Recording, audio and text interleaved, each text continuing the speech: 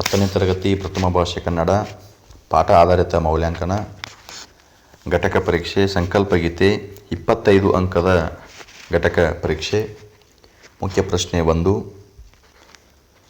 ಕೆಳಗಿನ ಪ್ರಶ್ನೆಗಳಿಗೆ ಅಥವಾ ಅಪೂರ್ಣ ಹೇಳಿಕೆಗಳಿಗೆ 4 ಆಯ್ಕೆಗಳನ್ನು ನೀಡಲಾಗಿದೆ. ಅವುಗಳಲ್ಲಿ ಸೂಕ್ತವಾದ ಉತ್ತರವನ್ನು ಆರಿಸಿ ಕ್ರಮಾಕ್ಷರದೊಂದಿಗೆ ಬರೆಯಿರಿ. ಪ್ರಶ್ನೆ 1. ವ್ಯಾಪಾರಿ ಪದವು ನಾಮಪದದ ಈ ಗುಂಪಿಗೆ ಸೇರಿದೆ. ಆಪ್ಷನ್ ಎ ಭಾವನಾಮ, ಬಿ ರೂಢನಾಮ, ಸಿ ಅನ್ವರ್ಥನಾಮ, ಡಿ ಅಂಕಿತನಾಮ. ಸರಿಯಾದ ಉತ್ತರ ಆಪ್ಷನ್ ಸಿ ಅನ್ವರ್ಥನಾಮ. ವ್ಯಾಪಾರಿ ಪದವು ನಾಮಪದದ ಈ ಗುಂಪಿಗೆ ಸೇರಿದೆ. ಉತ್ತರ ಆಪ್ಷನ್ ಸಿ ಅನ್ವರ್ಥನಾಮ. ಪ್ರಶ್ನೆ 2. ಕಟ್ಟೋಣ ಪದವು ಕ್ರಿಯಾಪದದ ಈ ಗುಂಪಿಗೆ ಸೇರಿದೆ. ಆಪ್ಷನ್ ಎ ಸಂಭವನಾರ್ಥಕ, ಬಿ ಸಕಾರಾತ್ಮಕ, ಸಿ ನಿಷೇಧಾರ್ಥಕ, ಡಿ ವಿದ್ಯಾರ್ಥಕ. ಸರಿಯಾದ ಉತ್ತರ ಆಪ್ಷನ್ ಡಿ ವಿದ್ಯಾರ್ಥಕ. ಕಟ್ಟೋಣ ಪದವು ವಿದ್ಯಾರ್ಥಕ ಕ್ರಿಯಾಪದದ ಗುಂಪಿಗೆ ಸೇರಿದೆ. ಪ್ರಶ್ನೆ 3. ಬಿದ್ದುದನ್ನು ಪದವು ವಾಕ್ಯದಲ್ಲಿರುವ ಕಾರಕಾರ್ಥ. ಆಪ್ಷನ್ ಎ ಕರ್ತೃ, ಬಿ ಕರ್ಮ, ಸಿ ಕರಣಾರ್ಥ, ಡಿ ಸಂಪ್ರದಾನ. ಸರಿಯಾದ ಉತ್ತರ ಆಪ್ಷನ್ ಬಿ ಕರ್ಮಕಾರಕ. ಬಿದ್ದುದನ್ನು ಅನ್ನು ದ್ವಿತೀಯ ವಿಭಕ್ತಿಯ ಕಾರಕಾರ್ಥ ಕರ್ಮಕಾರಕ. ಮುಂದಿನ ಮುಖ್ಯ ಪ್ರಶ್ನೆ. ಮೊದಲೆರಡು ಪದಗಳಿಗಿರುವ ಸಂಬಂಧದಂತೆ ಮೂರನೇ ಪದಕ್ಕೆ ಸರಿಹೊಂದುವ ಸಂಬಂಧಿ ಪದವನ್ನು ಬರೆಯಿರಿ. ನಾನು ಉತ್ತಮ ಪುರುಷ, ಇವರು ಅನ್ಯ ಪುರುಷ ಅಥವಾ ಪ್ರಥಮ ಪುರುಷ. 5. ಒಳ್ಳೆಯ ಗುಣವಾಚಕ, ತೆಂಕನ ದಿಗ್ವಾಚಕ. ಮುಂದಿನ ಮುಖ್ಯ ಪ್ರಶ್ನೆ. ಕೆಳಗಿನ ಪ್ರತಿಯೊಂದು ಪ್ರಶ್ನೆಗಳಿಗೆ ಒಂದೊಂದು ವಾಕ್ಯದಲ್ಲಿ ಉತ್ತರ ಬರೆಯಿರಿ. 2 ಪ್ರಶ್ನೆಗಳು 2 ಅಂಕಗಳು. ಪ್ರಶ್ನೆ 6. ಕವಿ ಶಿವರುದ್ರಪ್ಪನವರು ಯಾವ ಎಚ್ಚರದಲ್ಲಿ ಬದುಕಬೇಕಿದೆ ಎಂದು ಹೇಳಿದ್ದಾರೆ? ಉತ್ತರ ಕವಿ ಶಿವರುದ್ರಪ್ಪನವರು ಮತಗಳೆಲ್ಲವೂ ಪಥಗಳು ಎನ್ನುವ ಹೊಸ ಎಚ್ಚರದಲ್ಲಿ ಬದುಕಬೇಕಿದೆ ಎಂದು ಹೇಳಿದ್ದಾರೆ. ಮತಗಳೆಲ್ಲವೂ ಪಥಗಳು ಎನ್ನುವ ಹೊಸ ಎಚ್ಚರದಲ್ಲಿ ಬದುಕಬೇಕಿದೆ. ಪ್ರಶ್ನೆ ಸಂಖ್ಯೆ 7. ನದಿ ಜಲಗಳು ಏನಾಗಿವೆ? ಉತ್ತರ ನದಿ ಜಲಗಳು ಕಲುಷಿತವಾಗಿವೆ.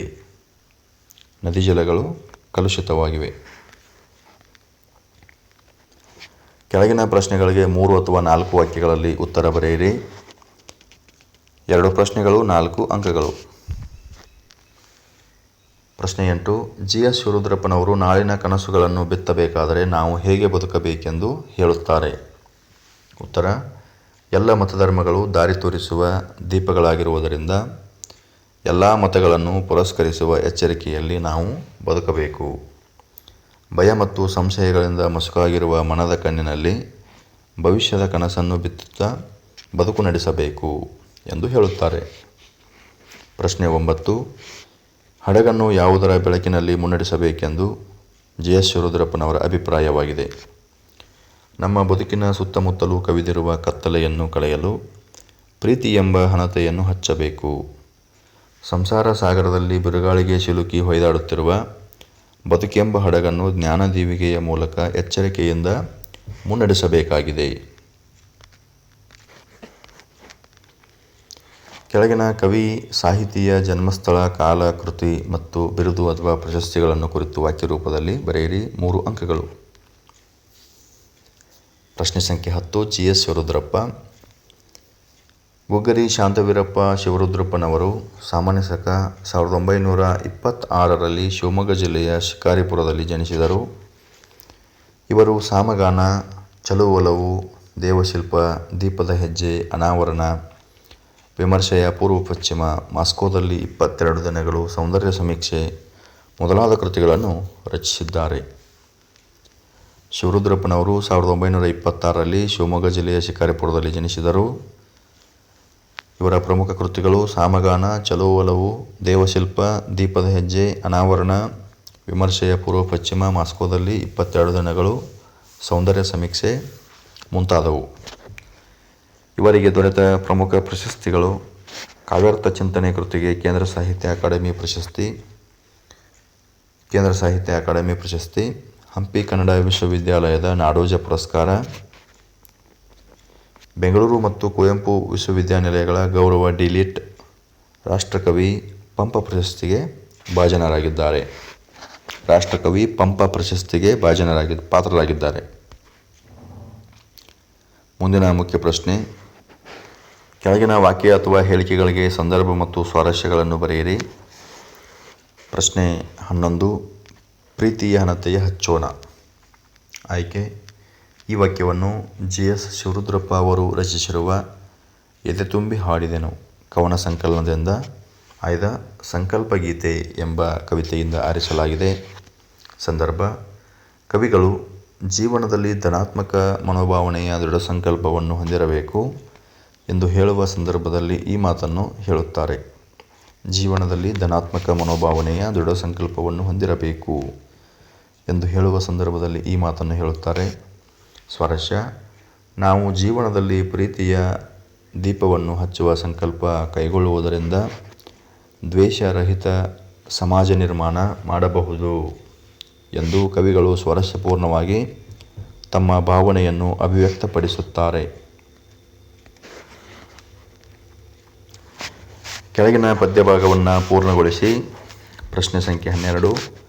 ಕಲುಷಿತವಾದಿ ನದಿ ಜಲಗಳಿಗೆ ಮುಂಗಾರಿನ ಮಳೆಯಾಗೋಣ, ಬರಡಾಗಿರುವಿ ಕಾಡುಮೇಡುಗಳ ವಸಂತವಾಗುತ್ತ ಮುಟ್ಟೋಣ. ಅಥವಾ ಮತಗಳೆಲ್ಲವೂ ಪದಗಳು ಎನ್ನುವ ಹೊಸ ಎಚ್ಚರದೊಳು ಬದುಕೋಣ, ಭಯಸಂಶಯದೊಳು ಕಂದಿದ ಕಣ್ಣೊಳು ನಾಳಿನ ಕನಸನ್ನು ಬಿತ್ತೋಣ. ಮುಂದಿನ ಮುಖ್ಯ ಪ್ರಶ್ನೆ: ಕೆಳಗಿನ ಪದ್ಯಭಾಗವನ್ನು ಓದಿ ಅರ್ಥ ಮಾಡಿಕೊಂಡು ಅಡಕವಾಗಿರುವ ಮೌಲ್ಯವನ್ನು ಆಧರಿಸಿ ಸಾರಾಂಶ ಬರೆಯಿರಿ. 4 ಅಂಕಗಳು. ಪ್ರಶ್ನೆ ಸಂಖ್ಯೆ 13. ಬಿದ್ದುದನ್ನು ಮೇಲೆಬ್ಬಿಸಿ ನಿಲ್ಲಿಸಿ ಹೊಸ ಭರವಸೆಗಳ ಕಟ್ಟೋಣ, ಮನುಜರ ನಡುವಿನ ಅಡ್ಡಗೋಡೆಗಳ ಕೆಡವುತ ಸೇತುವೆಯಾಗೋಣ. ಪ್ರಸ್ತುತ ಪದ್ಯಭಾಗವನ್ನು ಜಿ.ಎಸ್. ಶಿವರುದ್ರಪ್ಪ ವಿರಚಿತ ಎದೆ ತುಂಬಿ ಹಾಡಿದೆನು ಕವನ ಸಂಕಲನದಿಂದ ಆಯ್ದ ಸಂಕಲ್ಪ ಗೀತೆ ಎಂಬ ಪದ್ಯಭಾಗದಿಂದ ಆಯ್ದುಕೊಳ್ಳಲಾಗಿದೆ. ಜೀವನದಲ್ಲಿ ಧನಾತ್ಮಕ ಭಾವನೆಯನ್ನು, ದೃಢ ಸಂಕಲ್ಪವನ್ನು ಹೊಂದಿರಬೇಕು. ಯಾವುದೇ ರೀತಿಯ ಸವಾಲುಗಳು ಎದುರಾದಾಗಲೂ ಆತ್ಮವಿಶ್ವಾಸದ ಸಂಕಲ್ಪನಿಷ್ಠೆಯಿಂದ ಕ್ರಿಯಾಶೀಲರಾದಾಗ ಯಶಸ್ಸು ಲಭಿಸುತ್ತದೆ ಎಂಬ ಆಶಯವನ್ನು ಪ್ರಸ್ತುತ ಪದ್ಯಭಾಗ ಒಳಗೊಂಡಿದೆ. ಬಡತನ, ಅಜ್ಞಾನ, ಮೂಢನಂಬಿಕೆ, ಧರ್ಮ, ಭಾಷೆ, ಜಾತಿಗಳಿಂದ ಶೋಷಣೆಗೊಳಗಾದ ಜನರನ್ನು ಎಲ್ಲರಂತೆ ಸಮಾನವಾಗಿ ಬದುಕಲು ಆಸರೆ ನೀಡಿ ಮೇಲೆ ತರಬೇಕು. ಅವರ ಮನಸ್ಸಿನಲ್ಲಿ ಬದುಕುವ ಹೊಸ ಭರವಸೆಗಳನ್ನು ಕೊಡಬೇಕು. ಹಾಗೆಯೇ ಮನುಷ್ಯರ ನಡುವೆ ಜಾತಿ, ಧರ್ಮ, ಭಾಷೆ, ವರ್ಣಗಳಿಂದ ಆವೃತವಾದ ಅಡ್ಡಗೋಡೆಗಳನ್ನು ಕೆಡವಿ ಹಾಕಬೇಕು. ವಿಶ್ವದ ಜನರೆಲ್ಲರನ್ನು ಒಂದಾಗಿಸುವ ಪ್ರೀತಿ, ಸ್ನೇಹವೆಂಬ ಮಾನವೀಯತೆಯ ಸೇತುವೆಯನ್ನು ನಿರ್ಮಿಸೋಣವೆಂದು ಕವಿ ಜಿ.ಎಸ್. ಶಿವರುದ್ರಪ್ಪನವರು ಸಮಾನತೆಯ ಮೌಲ್ಯವನ್ನು ಹೇಳಿದ್ದಾರೆ.